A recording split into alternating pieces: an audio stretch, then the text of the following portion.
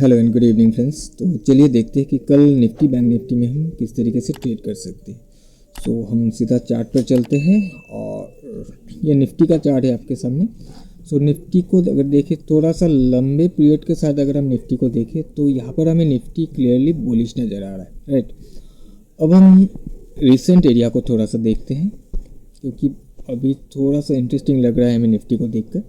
सो यहाँ पर अगर आप देखोगे तो निफ्टी का यहाँ पर एक टॉप पड़ा हुआ है और उसके बाद यहाँ पर एक लो बनाकर इसने एक नया टॉप बनाया था, फिर निफ्टी रिट्रेसमेंट में आ गया था।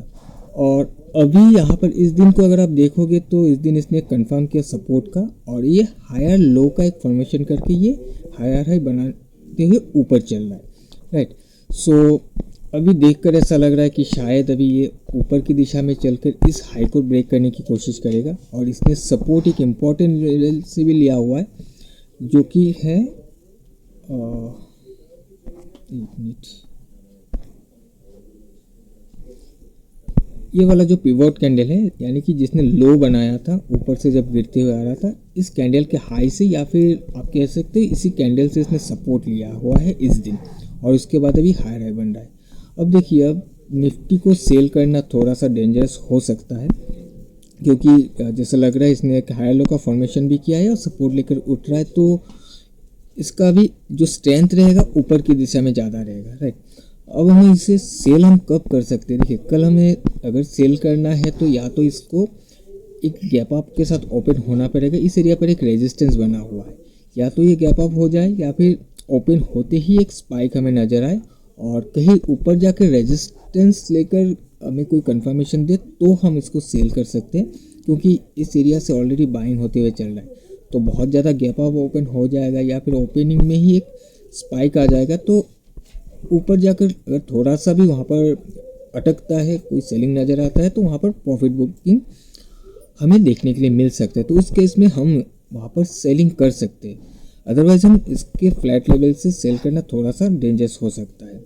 और दूसरा कंडीशन क्या हो सकता है कि कल अगर इसने एक लोअर लो लोअर हाई का फॉर्मेशन कर देता है, एक रेड कैंडल फॉर्म कर देता है, तो फिर हो सकता है अगले दिन हम एक सेलिंग का प्लान कर सकते हैं। हो सकता है प्राइस फिर से एक बार नीचे आने की कोशिश करे और ये जो कैंडल जिसने सपोर्ट लिया है, इस कैंडल से ये एक बार सपोर्ट लेकर फिर ये घूमकर ऊपर जाने की कोशिश करे, क्योंकि मार्केट एकदम से हायर हाई बनाते हुए ऐसे करके तो जाएगा नहीं, ये ऊपर जाके थोड़ा सा नीचे आएगा, रिट्रेस करके फिर ऐसे जाएगा, ऐसा भी हो सकता है। तो कुछ उस हिसाब से प्लान कीजिएगा निफ्टी में।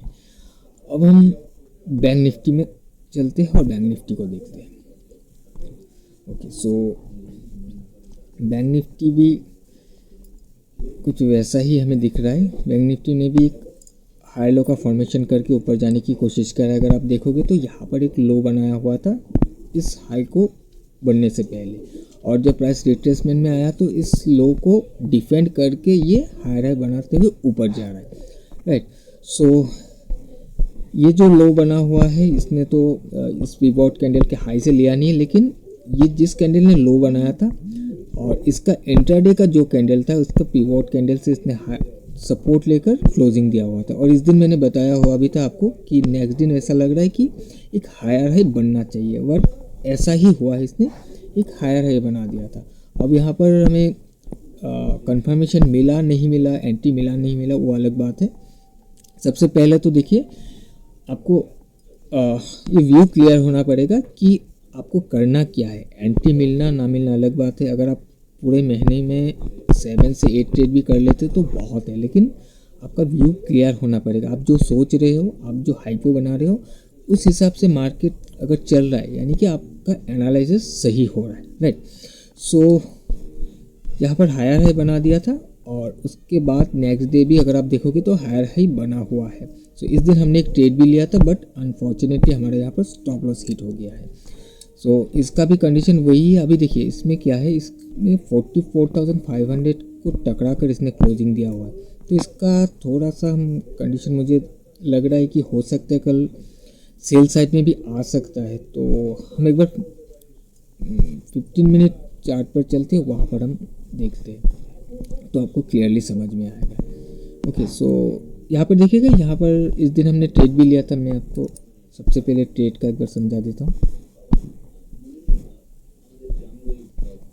सो इस एरिया में हमने एक ट्रेड लिया था और ये जो कैंडल था आप देख सकते हो, इस कैंडल एक स्पाइक आया नीचे के साइड में और मेरा जो स्टॉप लॉस था वो लेकर चला गया था। और यहाँ पर ट्रेड लेने का रीज़न क्या है, इस एरिया से सपोर्ट लिया। और ये एरिया कौन सा है, सबसे पहले मैं 15 मिनट में चलता हूँ और यहाँ पर देखिएगा इस दिन का जब क्लोजिंग हुआ था, क्लोजिंग से ठीक पहले यहाँ पर एक रेजिस्टेंस बना हुआ है, आपको क्लियरली यहाँ पर नज़र आ रहा है। सो इस रेजिस्टेंस को मार्क किया हुआ है ऑलरेडी, देख सकते हैं यहाँ पर 44,259 पर अप्रॉक्स यहाँ पर हमने एक मार्क लगाया हुआ है। इसी के साथ मैं और एक लेवल आपको दिखाता हूँ। मैं डेली टाइम फ्रेम पर चलता हूँ और यहाँ पर देखोगे तो ये आपको वॉल्यूम नज़र आए जो इस कैंडल से आया हुआ है, राइट। बहुत बड़ा एक वॉल्यूम यहाँ पर आया हुआ है। सो इस कैंडल का जो वीक एरिया है मैं इसको यहाँ पर मार्क करता हूँ। मैं इसका कलर चेंज कर देता हूँ थोड़ा सा, मैं इसको ब्लू, ओके चलिए। अब मैं 3 मिनट में चलता हूँ। अब यहाँ पर देखिए वही एरिया है जहाँ से प्राइस यहाँ से गिरते हुए आया, इसी लेवल को टकरा के सपोर्ट लिया, फिर प्राइस ऐसे करके घूमने की कोशिश किया। तो उसे देखते हुए हमने यहाँ पर एक ट्रेड को बनाया था, बट यहाँ पर हमारा स्टॉप लॉस हिट हो गया और उसके बाद आप देख सकते हो बहुत बड़ा मूवमेंट और एक शार्प मूवमेंट हमें यहाँ पर नज़र आया है। उसके बाद प्राइस फिर से नीचे आया, इसी एरिया पर सपोर्ट लिया, फिर से प्राइस ऊपर गया और यहाँ कहीं आकर क्लोजिंग दे दिया था, राइट। अब हमें क्या करना है, देखिए अब अगर प्राइस को ऊपर जाना है कल के दिन, सो सबसे पहला तो देखिए इसको जो ओपन होना है 44,500 के ऊपर ओपन होना चाहिए। अगर ये इसके ऊपर ओपन हो जाता तो काफ़ी अच्छा होगा, हमें ओपनिंग में ही एक कंफर्मेशन मिल जाएगा कि हम एक बाय साइड के लिए सोच सकते हैं। क्योंकि अगर ये ऊपर ओपन होकर ऊपर ही कहीं कंफर्मेशन दे देता है, सपोर्ट फॉर्म कर लेता है, तो वहीं से ये ऊपर की दिशा में चला जाएगा। या फिर हो सकता है 45,000 को टकरा कर ये सपोर्ट बनाकर ऊपर जाए, या फिर हो सकता है ऊपर ओपन होकर थोड़ा सा नीचे आकर इस एरिया से सपोर्ट लेकर फिर ये घूमकर ऊपर चला जाए, राइट। ये हो गया कंडीशन कि अगर ये गैप ओपन होता है, यानी कि ये 44,500 के ऊपर ओपन होता है।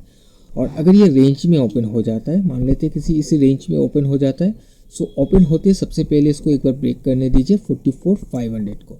उसके बाद सेम कंडीशन अप्लाई होगा, या तो ये ऊपर कहीं सपोर्ट फॉर्म करे, या 45,000 को टकरा कर सपोर्ट फॉर्म करें, या फिर ये नीचे आकर कहीं इसी जोन से ही सपोर्ट फॉर्म करें, तो फिर हम सोच सकते हैं एक बाय साइड में ट्रेड लेने के लिए, राइट। और अगर इसको ऊपर जाना नहीं है तो ये इसी रेंज में ओपन होते ही इसको सबसे पहले इस लेवल को ब्रेक करके नीचे आना चाहिए, और फिर हमें नीचे ही कंफर्मेशन अगर देता है तो हम सेल साइड के लिए भी देख सकते हैं, राइट।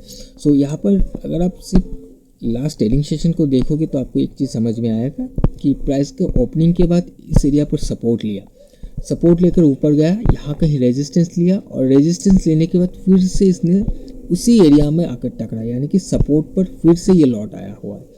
फिर जब यहाँ से सपोर्ट लेकर घूमा तो इस बार ये इसको ब्रेक नहीं कर पाया, जहाँ तक इसने हाई बनाया था वहाँ तक ये पहुँच नहीं पाया, और ये उसके नीचे एक लोअर हाई का फॉर्मेशन करके यहाँ पर कहीं क्लोजिंग दिया हुआ है।